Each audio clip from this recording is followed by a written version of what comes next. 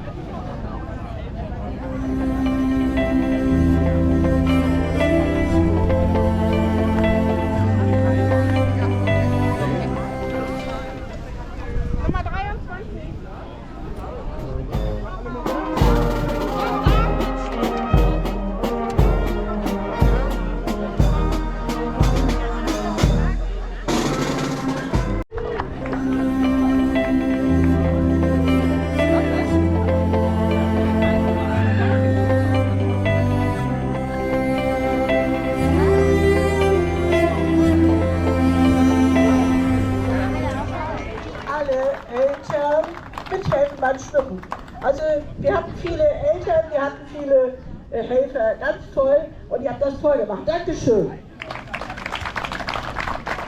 Und natürlich auch an diejenigen, die fähren und die das alles beiseite zusammenstellen und für uns bereitstellen. Das ist auch nicht immer ganz selbstverständlich. Aber eigentlich wissen das die Kinder. Die Kinder dürfen sich schon mal vor dem Zelt aufstellen und werden auch vor dem Zelt, und ihr werdet nach altersgemäß aufgerufen und dann bekommt ihr eure Geschenke.